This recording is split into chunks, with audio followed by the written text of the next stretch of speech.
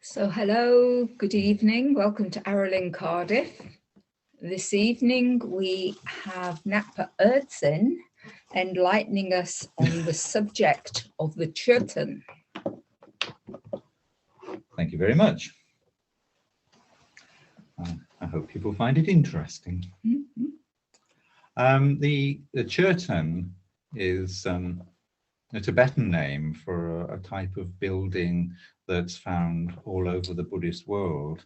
It would be known in India as stupa, elsewhere in East Asia it may be known as a pagoda. In each case, they are built to mark a place, commemorate an occasion, maybe hold relics of practitioners, or hold statues and be dedicated for the purpose of being a focus for people's practice. And wherever Buddhism travels, it seems to take on the language, symbolism, and even architectural style of the places where it goes. So, in the as I say, the Tibetan is Chörten, and this consists of the two words chöd and ten, and chöd in this case, M-C-H-O-D, can mean offering, veneration, something like that.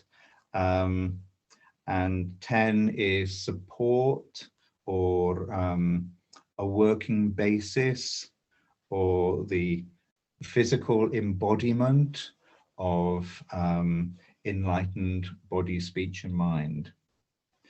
So taken all together, it sometimes gets translated as a support for offerings, but I think it goes a bit further than that, because offering is communication. It's making a connection, and in this case, it's making a connection with the enlightened state. So Ngakpa Rinpoche's not translation or explanation is an architectural monument to the possibility of liberation, which I think spells everything out and goes a bit further than just saying it's an offering. So it's a reminder of the ever-present possibility of liberation. The Tibetan Chörten follows a certain style, also Tibetan and Bhutanese, really, sort of Himalayan Buddhism in general. And this style symbolizes the five elements of earth, water, fire, air, and space. So at the base, you have the cube of earth, cube representing earth, sphere representing water, a cone representing fire, a crescent moon representing air, and the empty circle of the crescent moon representing space. And these are one upon another, and that is the construction of the Chörten. In this symbolic approach to the elements are seen as hierarchic. In other teachings on the elements, there is no hierarchy, and each element has its constricted and liberated conditions. But this view is entirely hierarchic, starting from earth and ending with space. And this is a journey from claustrophobia to vastness, in this case. when we look at our particular neurotic predicament, we are trying to establish security through definition, the definition of being solid, permanent, separate, continuous, and defined. And this leads to our personal survival schemes of attraction, aversion, and indifference. So because we feel insecure, we seek security in definition. And freedom is actually established through relaxation rather than clinging to definition. So when we look at the Chörten, we are looking at from beginning with earth at the most constricted and working our way towards space as being the most liberated. And moving between the elements happens because of relaxation, and relaxation can happen either through becoming exhausted with our attempts to make things work in terms of whichever elemental state we find ourselves in, or the practice of silent sitting, which is cooperating with our beginningless enlightened condition. So one or other or both of those will act to propel us forwards in terms of an increasing sense of spaciousness. So we begin with the cube of earth, and it's the sense there is darkness, constriction, and weight. So this is our desire for definition at its most solid. This is the earth element, and it's likened to being in a coffin, padded, but being in a coffin. Movement at best is one-dimensional. At worst, it's not even possible at all. But you could say it's safe. Nothing's going to happen. So within this coffin, you're entirely safe from all the things that you might be worried about, and you are defined in terms of solidity, because the whole predicament that we have is basically trying to solidify space. So if we reach the extreme of being defined in terms of the earth element, then we've solidified space as far as we're concerned. There's an earth element personality, just to give you a kind of human example. And we have the example of the old man set in their ways, for whom there's a clear definition of what's right and expected and what's wrong and not expected.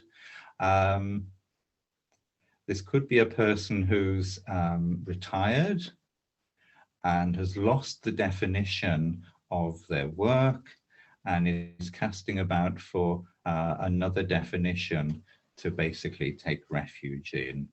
And the idea is that they will do the same things every day, eat the same food, read the same newspaper, and try to ensure themselves that nothing is changing, that everything remains the same, and whatever's going on in the world, somebody's doing something about it, and nothing is actually ever going to change.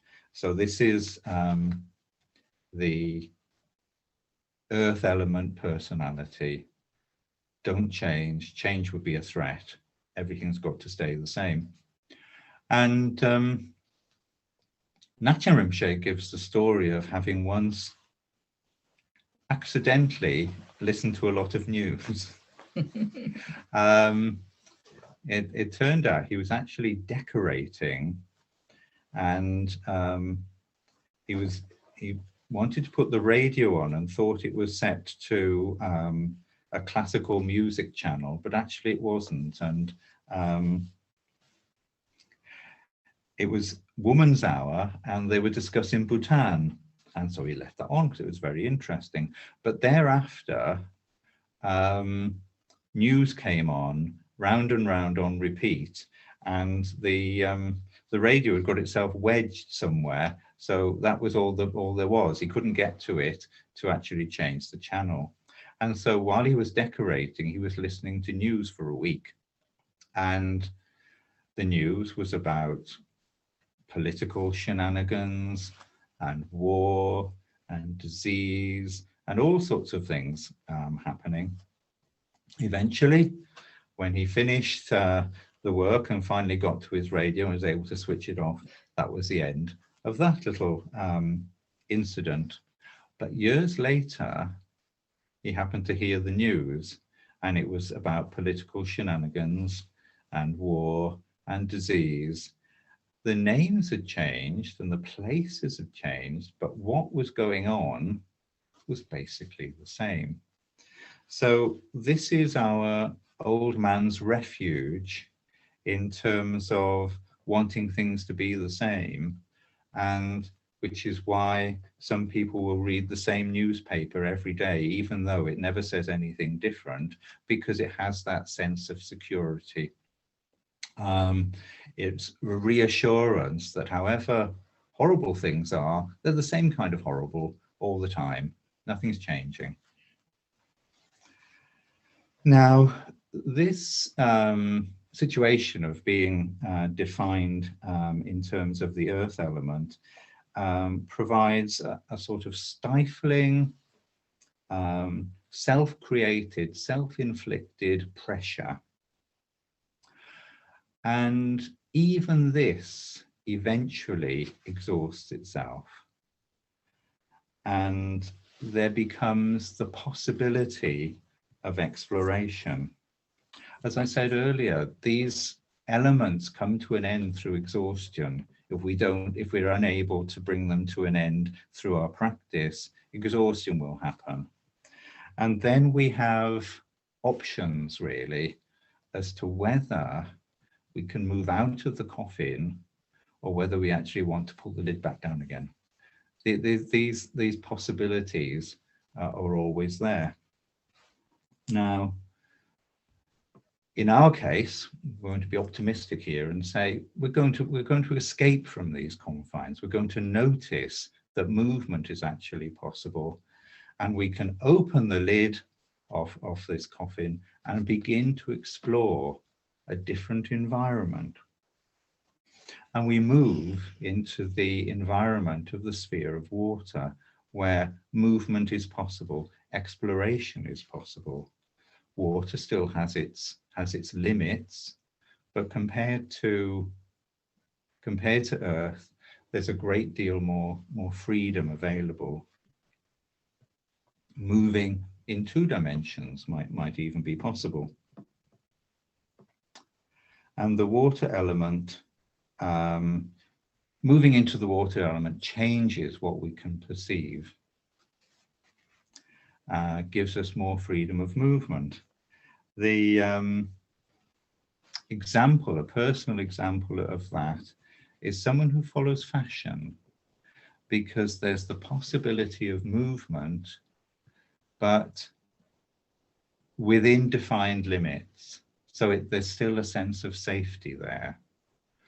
Or it might even be somebody who changes their mind a bit, and every time they change their mind, this is the truth. The other truth wasn't the truth, but this is now the truth. And we've known people like that. We've known people for whom beer was the truth. This is the true drink. But later when we met them, wine is the true drink and beer is wrong. So they've moved, but they don't necessarily think too much about that movement. There's more a sense of having made a step into something that now seems right. And somebody who follows fashion can even look back and think, did I really look like that? Was my hair really styled in that fashion? Did I really wear those clothes? Not necessarily thinking, once they've arrived at the current safe spot, that maybe in a few years' time, they'll be looking back at today's self and thinking, did I really look like that? Did I style my hair in that fashion? Did I really wear those clothes? So there's movement, but it's movement from one point of apparent safety to another point of apparent safety. So it's a bit staccato in its movement. Water, if you look at the water element, it's making contact with surfaces. And even though we might be in the depths of the water, a certain amount of light may permeate the darkness. We've emerged from our coffin, but basically we're in a dungeon at this point in time. So we're able to explore the texture of the walls. We can't really see much of what's going on, but we can feel our way around the inside of this place that we find ourselves. Our eyes are open, but because of the gloom, we don't see a great deal. We find we can even stand up now. Our legs are probably a bit creaky after all that time in the coffin, but we can now actually find that we can stand up. There's more room to move. We can feel more of the areas of the wall, but it all seems a bit the same and boring. Eventually, we decide to give up on that and lie down. In lying down, we're now looking up, and we can notice that there's a glimmer of light. So we've exhausted this sense of the water element, and we can see there's something up there, there's something above all of that. And so we can start to move towards it. We can start to ascend. And this puts us into the realm of the fire element. The fire element is somewhat reckless. There's a lot more movement involved in the fire element than there was in water. There's a lot more freedom of movement within this space. A fire element person is risky, impulsive, and always moving on to the next thing. So they may have achievements, but even to them, the achievements seem somewhat hollow because they're always looking for, well, what can we do now? We might have climbed this mountain, but there's that other mountain over there. We might have flown this aeroplane, but there's other things that we can learn to do.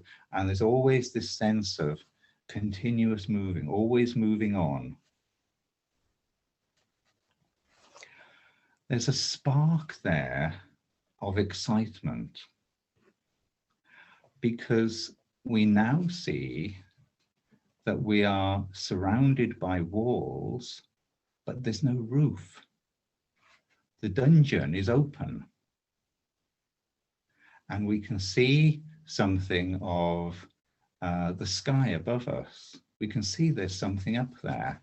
Occasionally it gets dark. Occasionally there are twinkling lights up there. And it's all very tantalizing. We want to climb the walls. We try to climb the walls to try and reach the outside world, but it's simply too hard. It's impossible to climb these walls. Despite our best efforts, eventually we fall back exhausted and crash In our exhaustion, we relax. Once more, we relax, and we start to find that the walls aren't quite as solid as we thought they were. There are chinks of light in the wall, and we can move into the area, or we can move into the element of air, because we find that we can move some of these stones. We find that we can create a window. And so from the point of view of the fire element, now we have this possibility. Do we want to go through this window that we've created, or do we want to block it back up again? Assuming we want to continue, we can squeeze our way through this hole that we've created within these walls and find ourselves in the outside world. And we can be totally amazed by the environment that we find ourselves in, with the green grass and the blue sky and the mountains and the flowers, and a environment around us that basically speaks of freedom. We can now move anywhere within this environment.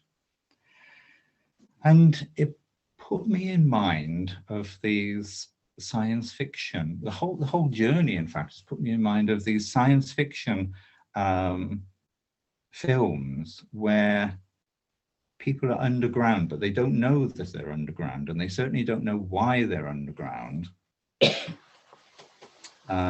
And there may be rumors about things that might have been available in the past, but nobody really knows and nobody really believes it. But then somebody stumbles upon a staircase and thinks this is a bit weird, and somebody makes that journey. Eventually they come to some sort of sealed hatch, and there have been all sorts of warnings about the outside world and how if there were an outside world, it wouldn't be anywhere you could go. And some people say, no, open the hatch. And some people say, no, leave the hatch shut.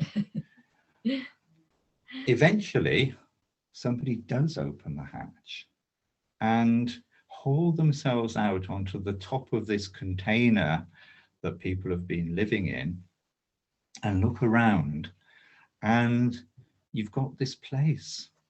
Suddenly there's a sense of wonder about this place that people have found for themselves, this wide open space, all the scenery, perhaps even wild animals roaming around, the sky, which they've seen for the first time ever.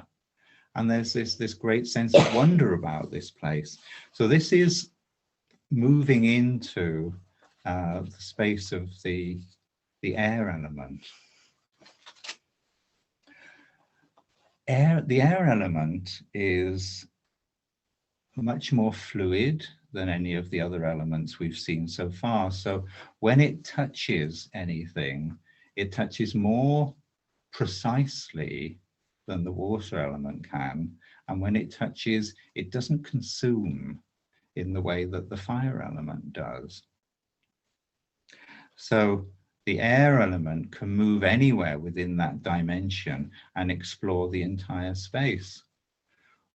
Once the person has emerged through the gap they've made in their former prison, former dungeon, former coffin, they can look back at that, and the whole place collapses into rubble and becomes really indistinguishable from the rest of the scenery. And there's a realization that the whole thing had been created, had been self-created in the first place, that we've moved out into the open air, and all the places where we were trapped before didn't really exist. We ourselves had been the trap. And this is where we reach through either the process of exhaustion, the process of relaxation, or the practice of meditation. We find that our previous confines were entirely of our own making because of nervousness and anxiety and seeking security. The air element person is really anyone who has embarked on openness, embarked on engaging with openness. So it could be a mystic, a shaman, a practitioner, a lama. Anyone who's embarked upon that path starts to see the open space that's available within the air element. So these people could be quite powerful. They have a certain sense of confidence, and they have a certain, they have a degree of kindness about them in the way that, that they act. They may all appear quite different in terms of their outward appearance, but internally there's a sense of similarity about them, about what their nature is like. Now, the interesting thing about the air element is there's a great sense of freedom there, but it's not completely free.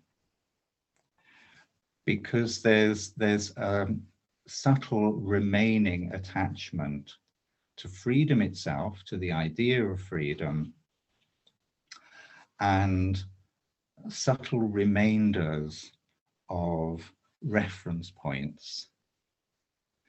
And so in order to move on from the air element, we have to reach the point where we can let go of all reference points and enter the dimension of the space element. And the space element is realization, Buddhahood in this case. As an example, it's complete freedom of movement in any direction, in any dimension, and the ability to move with whatever arises. So looking back at the air element, even the idea of freedom within the realm of the air element is actually not so different to a prison, because there is a subtle remainder of the need for security within the realm of the air element. Once that is let go of, then there is real freedom in the sense of no longer needing reference points at all. So the circle of space is complete openness, complete open wakefulness. So there's nothing really defined in terms of it having a personality. There's nobody to have a personality other than there being realization, there being enlightenment itself. So in terms of the journey that we've taken, or the journey that we are taking at the moment, we can either embrace insecurity as workable ground, or we can retreat from it.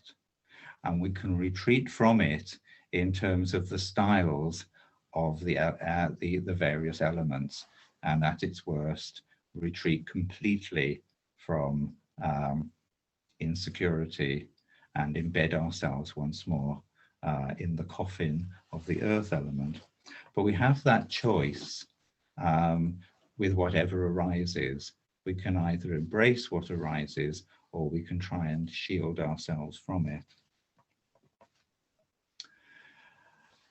And the practice of silent sitting meditation is how we cooperate with the possibility of moving upwards through the symbolic display of the Chörten, so that when anything happens to us, the spaciousness that we've experienced through our practice of meditation is present to whatever degree in what is happening, and so gives us a different sense about what's happening to us, and makes it less likely that we're going to retract from the spaciousness that exists in our lives.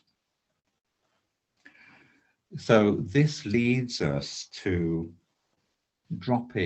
dissolving all our security barriers, and realizing that we can be completely open within whatever happens. And this is the symbolism of the Tibetan Chörten, so that whenever we see the Chörten, whenever we see a Chörten, we can remember that journey towards enlightenment. Thank you very much. Thank you. No. That's a sort of coda to that. This has been a different exposition of the elements to what you may have already heard. And each symbolism, each set of symbols is within its own realm. So you can't cross over. Oh, it says this about the earth element in terms of the Chörten, but it says this about the earth element in terms of the liberated condition of each element. So each has to be seen within its own realm and within its own environment. Otherwise, there'll be nothing but confusion. Mm-hmm. Yeah, it's very important, isn't it, to make sure one keeps the different teachings in their context. Otherwise, it can get confusing. Yes. Yeah, and understand the principles that exist in each case. Okay. Okay.